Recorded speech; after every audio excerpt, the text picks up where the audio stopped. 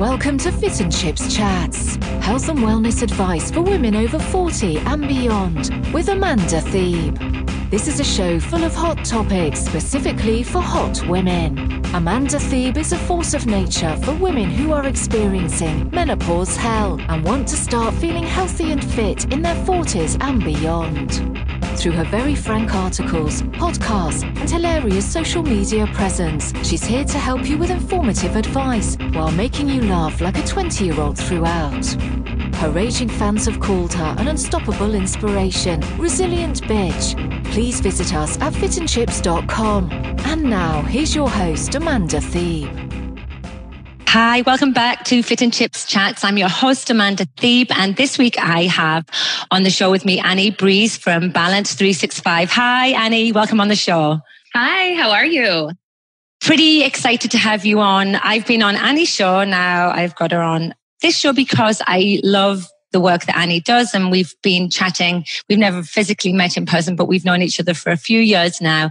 And Annie's message is just so clear, and it relates so well to most of the people who listen to this podcast. So let's just get stuck in, Annie, because you've got so much good stuff to say. First of all, say hi. How are you doing? I'm great. Thank you for having me. I'm really excited to be here. Like, I was telling my husband that I was doing this today, and he was like, "Oh, she was on yours, wasn't she?" He remembered you, and he was asking me all about menopause and the stages. So you made an impact on him. You'll be rocking it by the time you head there, darling. I mean, you've got a way to go yet, but well, maybe. I mean, according to you, I could be there in a few years. Yeah, maybe. But you know what's interesting is what you just said then. Your husband listened. Oh, yeah. Well, I review our podcast, and oftentimes I'm like doing that in the car or while I'm, making a frozen pizza because I don't cook, So I'm listening to these. So he just by osmosis listens to them as well. Even if I love that. Osmosis is the best way to learn, I think, when it's just infiltrates into your mind and you really don't know it's happened. And then all of a sudden, when you're a cranky cow, when you're like 45, you'll be like, "You're menopausal, Annie." It's not going to go down. It's not going to go down well, though. No. I'm sure we'll have some discussions about it. That's wonderful. So listen, Annie, how did Balance 360 evolve? What sort of kick-started off this movement that you've created that literally has thousands and thousands of women following you? Honestly, it was sort of by accident. What happened was my two business partners, Jennifer Campbell and Lauren Koski, who are also remote. They are not in my state or even my city.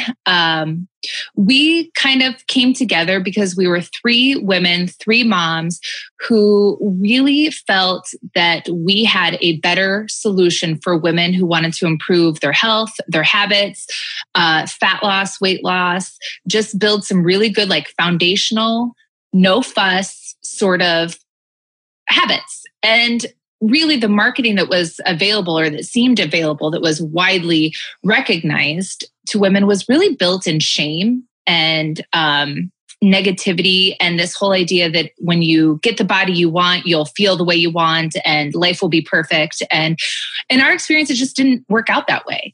And this whole thing with women kind of beating themselves up in hopes that they'll get to where they want to go just didn't set well with us. And we were like, we could do better. We have a more compassionate, more loving way of helping women work on their goals, whether it's health, fat loss, weight loss, or just in general feeling better about your life. That we felt like we had a better alternative. And so we tested it out with, we started with like 40 women. This was probably about 3 years ago. And it was slow, and our program was slow. It wasn't fast. It wasn't a quick fix. It's not overnight transformations. It was a very slow process. At the time, it was about 6 months, and it was successful. It was wildly successful. The women were like, "This is the first time I've ever been consistent with anything in my life."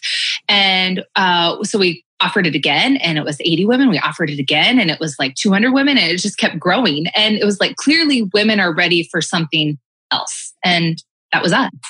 Or I think it's us. Yeah, they're just ready for a different narrative. I mean, one of the things I find is when women want to lose weight, fat loss, or want to feel better about themselves, there's a knee-jerk reaction that happens that makes them want to go for the latest thing that they see. It's probably keto right now.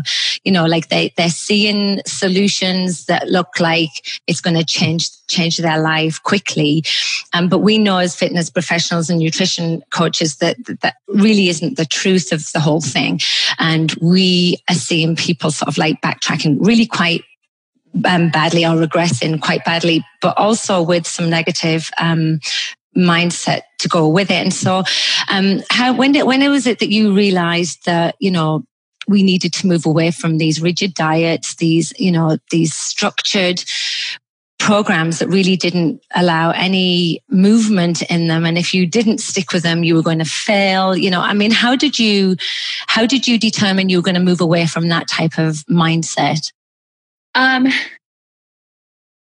I think that was always a value of ours. It wasn't something that we discovered. It was just this is the way you do things. We don't do quick fixes. We don't do fad diets. We don't do extreme regimented, perfection, shame-based plans. This is very much grounded in self-love and compassion. And we want to give the women the tools they need to we always say, we're going to show you how to fish versus give you a fish, right? We don't want women to be forever reliant on us for meal plans or macros or calorie counts or shopping lists. We want to help them discover the tools so they can do that for themselves. We're giving you all our secrets, which is admittedly not a great sustainable business model, because once you buy our program, that's it. That's all we've got for you, which I think women are really, drawn to, because they're there's no subscription. There's no upsell after I buy the plan. I don't have to purchase food from you or supplements from you or have you continuously recount my calorie counts and macro counts. It's no, we'll show you how to do all of that. And then you're free. We have a community support group where we help coach women, and Jen, Lauren, and I are in there, and we have other coaches now too. But that's it. We just want women to be free, which that's what it feels like to me. Freedom, that I'm not reliant on, or I have immunity to those fad diets, those quick fixes. And don't get me wrong. Sometimes I'm at Target or whatever, and I see the latest Women's World magazine, and they're talking about so-and-so lost weight. And I'm kind of what did she do? Yeah, that's normal curiosity, right? Right. But, statistically speaking, at least the average American dieter makes 4 to 5 dieting attempts a year. And so and I've been there, I say that with no judgment. But if we look at that over the course of a year, it's every couple of months, people are starting and stopping a new diet, or they're trying an old diet that worked for them in the past. And it's at one point, you have to admit, what I'm doing is not working. At least permanently. And I think most people don't want to spend their life dieting. They don't want to spend the rest of their life consumed with food, consumed with what am I going to do for a workout? What am I going to eat next? Did I eat the right amount? Did I eat the right portions? They want that to just come naturally to them. And it's possible. It very much is possible, but it's a practice, and it's a skill that a lot of women have to develop and kind of hone in on. And that means there's some trial and error, and there's going to be mistakes made, and you're going to mess up, and it's not going to be perfect.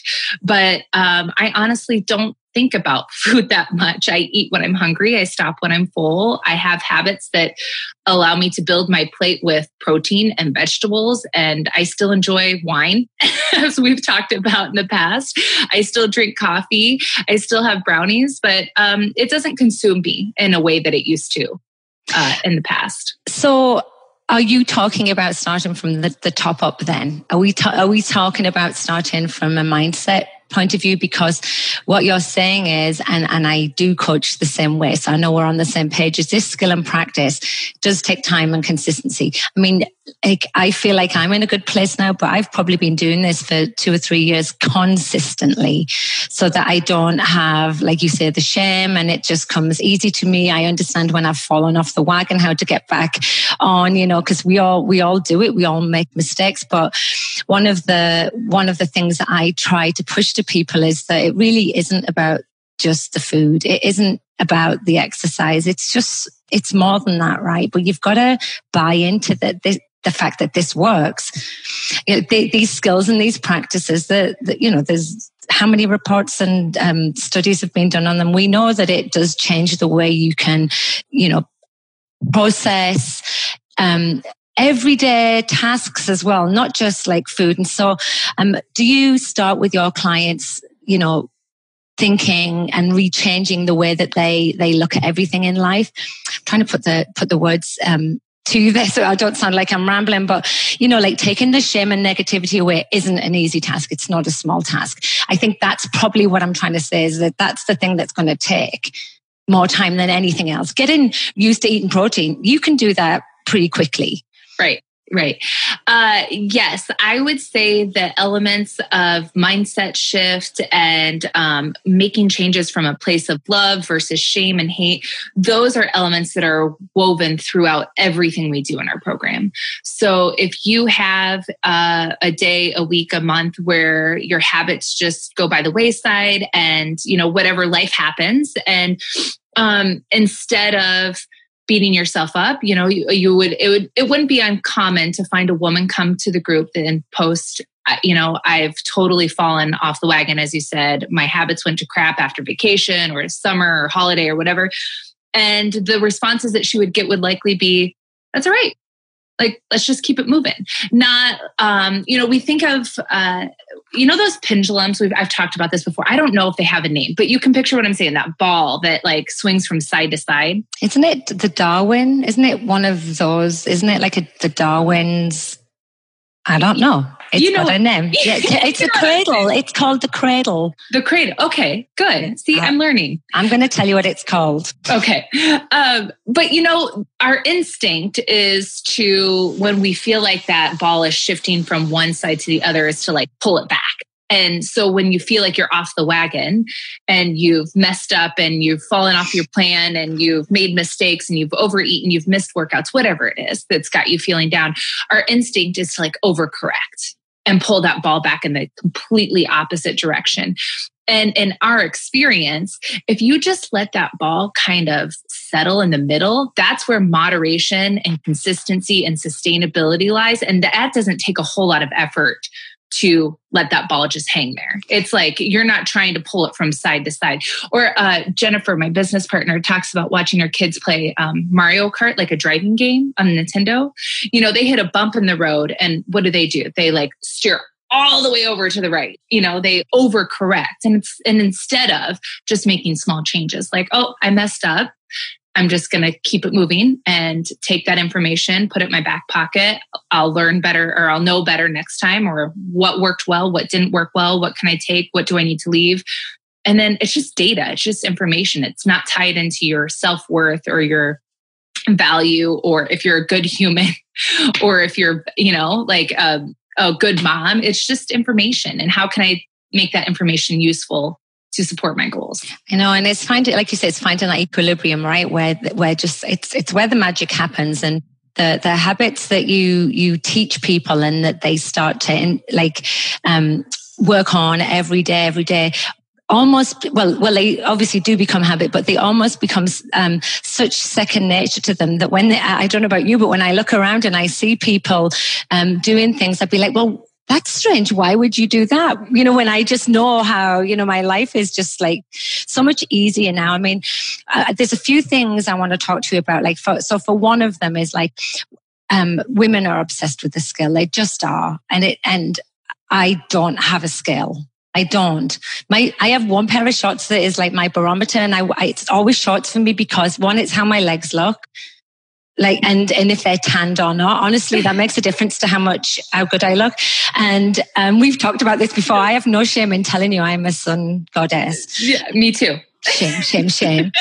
But then there's also, and just how they fit in general is just, it just gives me a barometer, especially for menopausal women. We really see an influx in water retention. It's just huge. And a lot of women think, oh my God, I'm so fat.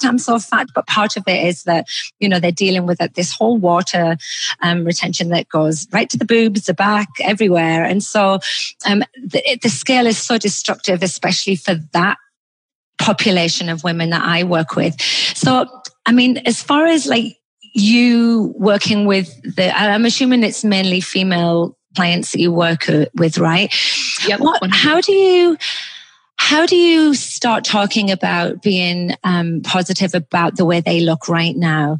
Because like you've said, and we know that losing weight isn't going to fix anything. It's not going to be the magic pill that makes them all of a sudden love themselves. It inherently comes from something else.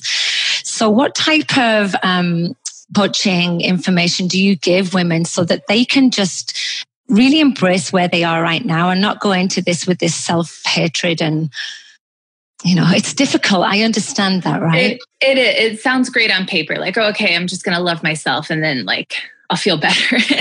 Doing the emotional labor and the emotional work to get there. And I don't even know if you ever really get there. Like this is, I think of self-love as a practice. And it's a skill that you cultivate and you grow and you are constantly kind of addressing. It's not just like this destination, like, oh, okay, I'm done now, I can quit. At least not in my experience.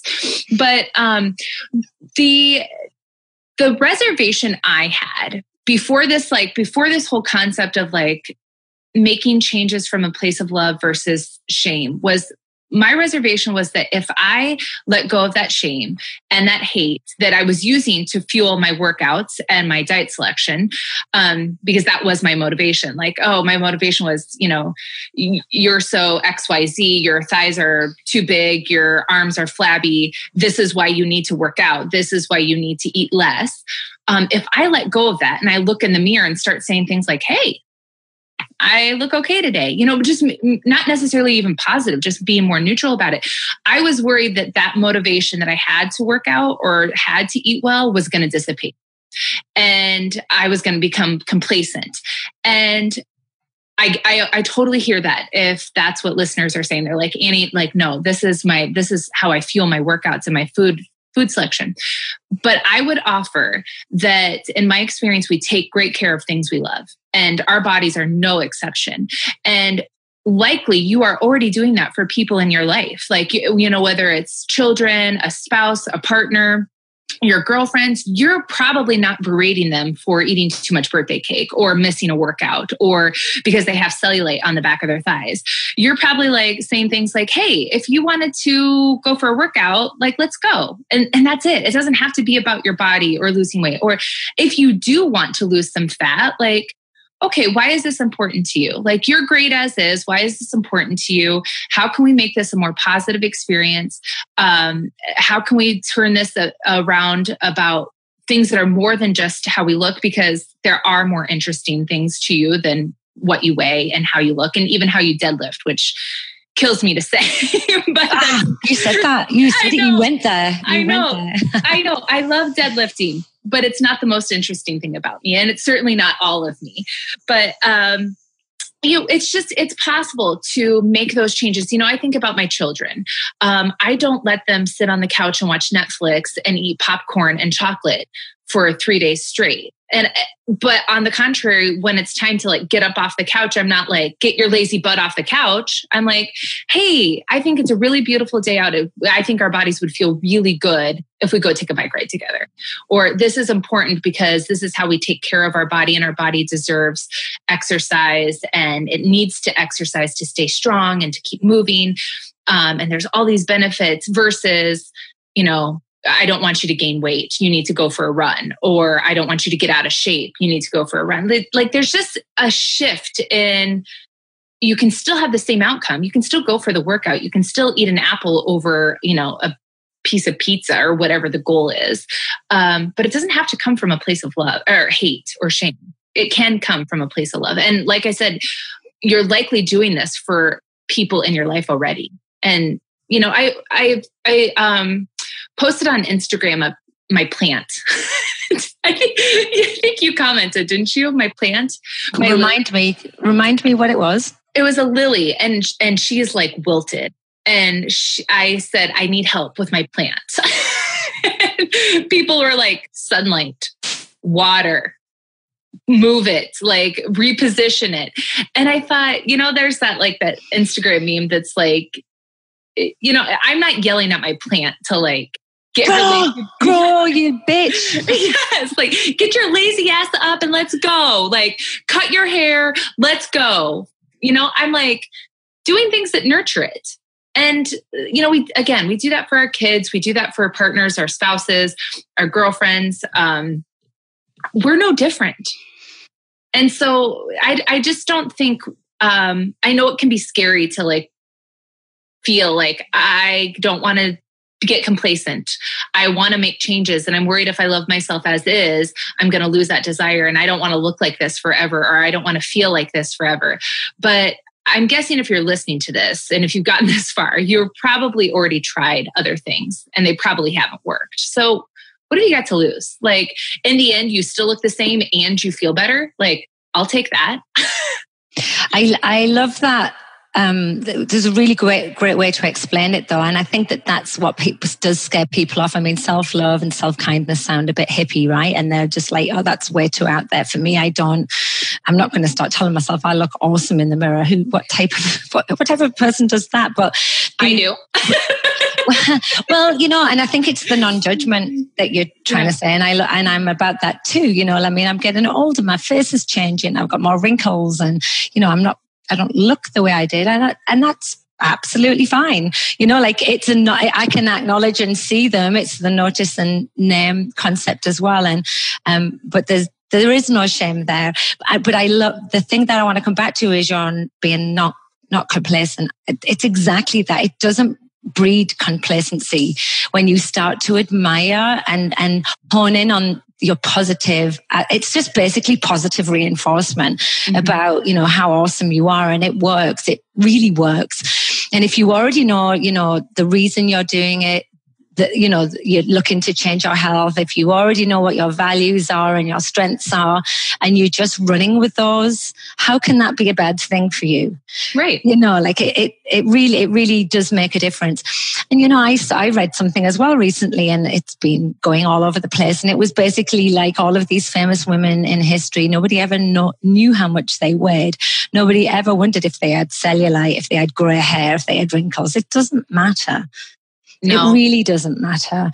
And so, and then on another little point of view, I was texting with my husband the other day, and I was talking to him about getting mosquito bites. And then he sent me this really nice email back. And it was like, our bodies change and our chemistries change, and you're just more attractive than you ever were. You just need to buy into that.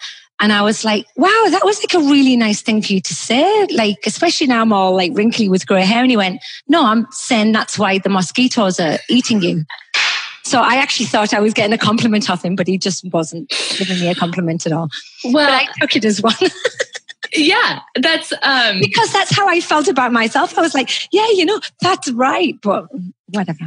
That's one time we posted an ad on Facebook, and I was flexing in the ad, and this woman commented about how my guns were bigger than her boyfriend's, and I responded, "Thank you."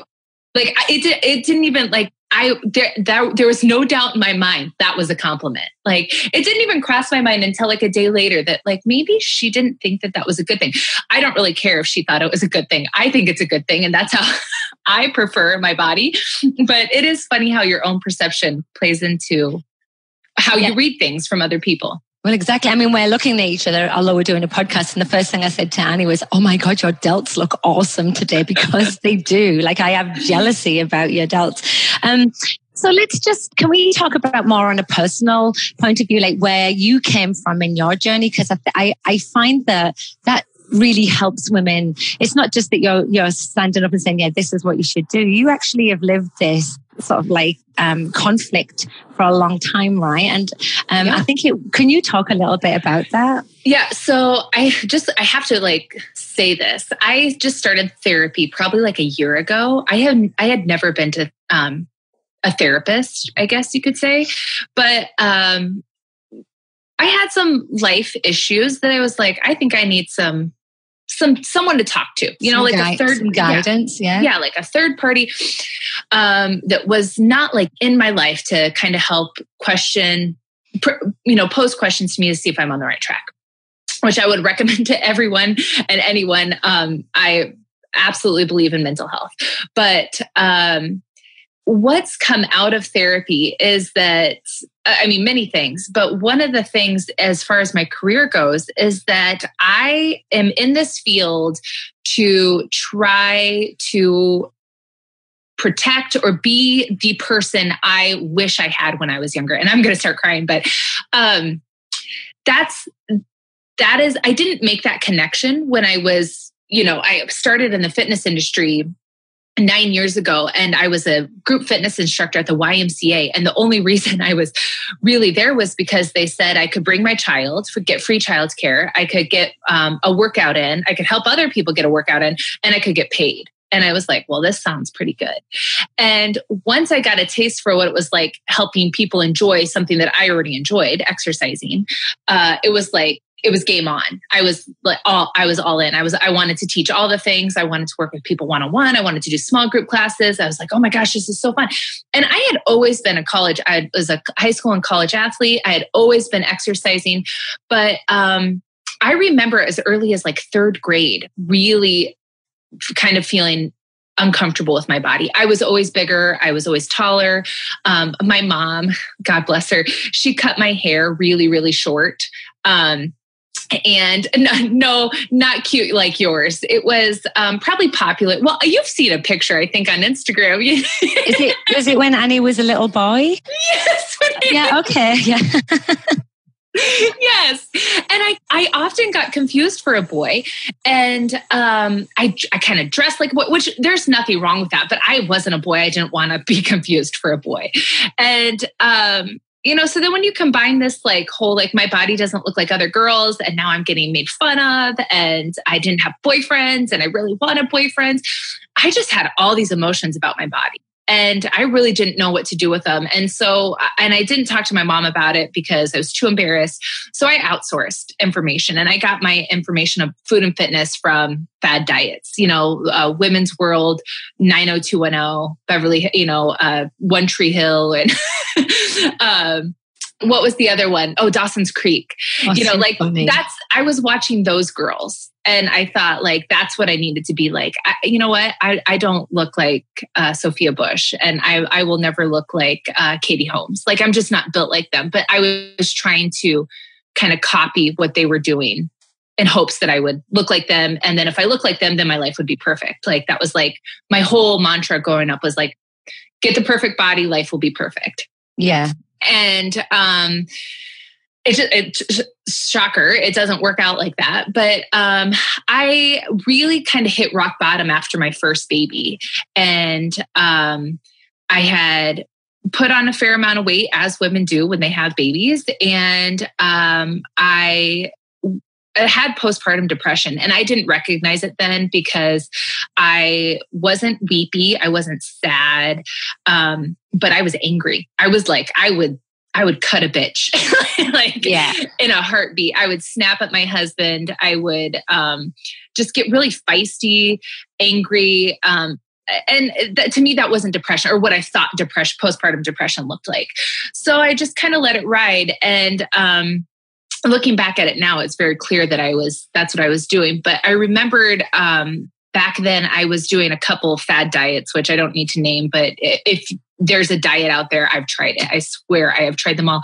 And I've only probably lasted a week or two with any of them, if that, because they were all way too restrictive for me to even stick with for more than that.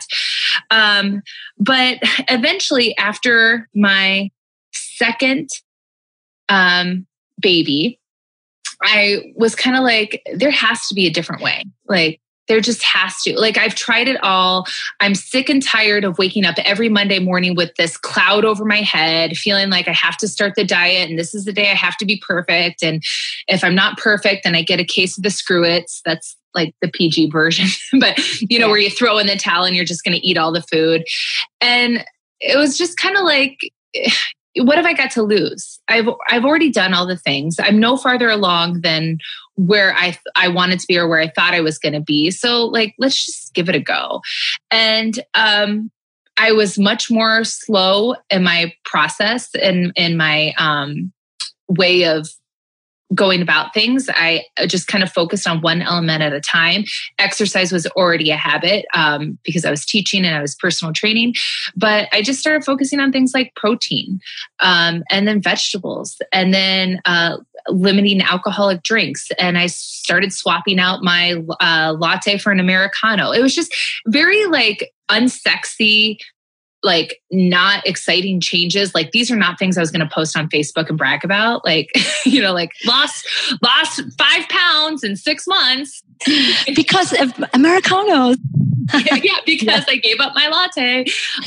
Which, by the way, there's nothing wrong with lattes. Of course, it was just like that was something that I could do away with. Like non-negotiables for me would be like my coffee creamer. I'm not giving that up, but a latte I can give up. I'm willing to part ways with that.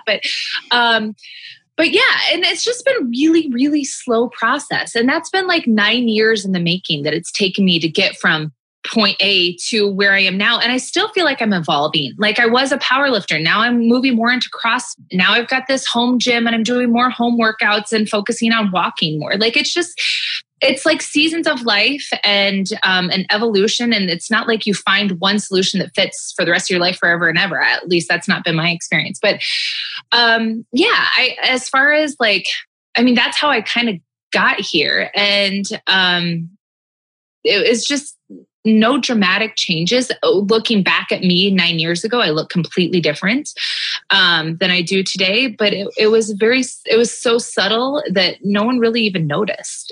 if that makes sense. And it totally does, yeah. And I think that you hit the nail on the head when you just said it's like an evolution. It's part of the process. Because I think that almost like every decade we have a new evolution. I mean, I'm not the person I was 10 years ago. And actually, I'm quite happy about that. I might not be as fit, as physically fit or muscular as I was 10 years ago. But, I'm still kicking ass in my opinion. And I still am proud of like where I am now. And I'm not into trading back. I just don't see the point of it. But this evolving, if you can embrace the evolution that happens, I think that it can be a real gift, in the process. It takes so much pressure off you. Absolutely. Losing the comparison. And that's, to me, that's self-compassion, which is, I thought, this is thanks to therapy. I thought the idea was that I was going to build so much self-confidence that I would like never have a bad day. Like I would just always feel good about myself all the time, which to me is like, oh, Annie, that's so sweet that you thought that. But now it's like, I didn't need more confidence. What I needed was more self-compassion. And that compassion is the stuff that shows up on the days when I'm not having a good day, because I love myself and I think I'm pretty awesome. You are. In most regards. But that doesn't mean that I don't wake up and have days or weeks or, an hour here or there or whatever that, has me shook or that has me feeling like, is this what I'm supposed to be doing? Am I doing it right? Am I doing it enough? I'm not enough. I still have those thoughts, but in those thoughts, self-compassion hopefully shows up. And that's that like, like you said, with honoring the evolution. If my children, as my children get older, I can't imagine saying to them like, well, you used to be able to do this, or, you used to weigh this, or you used to be good at this, or you used to look like this. Like I would never say those things to someone I love. Like I would be like, okay, well, it's a new day. It's different. That was then, this is now. It's not good or better. It's just different. And that's okay. That's absolutely okay. And that's often how life works. Right. And that was, thank you for sharing that. Cause I know that's a personal place to go, but so it's really great though, that you've gone through all of that. And now you're at the place where your purpose makes complete sense. All right. You want to be there for the people moving up, right? Cause there was nobody quite there. Well, I'm sure there was. I just wasn't old enough or looking in the right spots. You are looking in the right place, I think. And I think that's what I see now, because it's always going to be out there, unfortunately. I mean, you can't get away from it. But I mean, I've definitely encouraged people to close down accounts and put blinkers on when it comes to this shit media that's out there. Yeah. And it's so toxic for us. It is. And, that's just, if you're that's a really great place to start. If you're just looking for like a simple, actionable item to help move you towards more self-love and more self-compassion, is altering your newsfeed. Unfollow, unlike anything that doesn't support that, and go out and find more accounts that do. Fill your newsfeed so when you open it up, it's nothing but positivity. Because I have been in spots where I open it up and it just fills me with jealousy or rage or anger or shame or embarrassment or comparison. And it's like, this is my space. This is my news feed. Like, you don't get to do this to me. So it's a quick fix to just remove those accounts, Yeah. And we know that it can really cause women a lot of anxiety and depression by, spending an hour or two looking at these accounts that really just are just, they're just causing harm. And so you just need to get rid of them. I completely agree. And do you remember, I remember talking to Dan John, who's like a mutual sort of like inspiration to us both. And he said he once was looking through his Facebook feed, and his daughter, who is a shot putter, who has huge traps and is super strong, and was looking at his feed and could see all of these like half naked women with their butts all pert and their abs showing. And she just said, Dad, how do you think it makes me feel knowing that my own father is looking at images like this when it doesn't relate to anything you see when you look at me? Mm-hmm. And it was a real light bulb moment. And he did the same thing. He just got rid of all of his social media feed that didn't support his values. And so, yeah, I agree. Do that first of all before you do anything else. Yeah, because your mental peace, I guess you could say, is worth that extra energy. Like, it's worth protecting. And if you cannot be online without comparing yourself, I've been there, I totally get it. But maybe it's time to limit how much time we're spending online. Like, that's just because it's not worth it to get online and then end up feeling worse or like you're not enough. I mean, we have enough of that exposure to stuff that makes us feel like that anyways in everyday life. We don't need to see it online as well. We do not. So listen, Annie, we've come to the end of our time. I could talk to you for ages. You know I could. We can find you on Instagram and Facebook as Annie Brees. Yep. But where else can we find you? I pretty much hang out on Instagram all day, but you are more than welcome to find me at Balance 365 Life on Instagram as well, and Facebook, Balance 365 Life. Yeah, and I definitely recommend that you go and follow everything that they post, because it's just very positive and it's just little snippets of goodness that you can just take away. I often repost them anyway because they, you say the things I want to say, but just don't seem to be able to articulate them somehow. So, well, the feeling is mutual, especially when it comes to menopause and that stage of the game. You are just killing it. Yeah, hopefully, I'm just trying to create like this crowd of hot, sizzling, awesome women that just are just kicking ass with it, because we, like you say, like it's just time to change the narrative. I have kids too, and I don't want them looking at this phase of life and seeing their mother like failing. I want them to be proud of me, even when I'm having a really shitty day, because I've been honest and transparent and kind to myself, Absolutely. That shit works. It really does. So thank you for coming on. Thank you. You and your delts were most welcome. I appreciate it. Thank you. Thank you, everybody, for listening in. Take care for now. Bye-bye. Thanks for listening to the show. For more information on the services offered by Amanda, please head over to her website at fitandchips.com. That's fitandchips.com, or her Fit and Chips Facebook page. Leave a comment and she promises to respond to all questions. The views and advice expressed by Amanda Thebe are not a substitute for conventional medical service. No information here should be interpreted as a medical diagnosis, treatment, or prevention of any disease. If in any doubt, always contact your healthcare provider.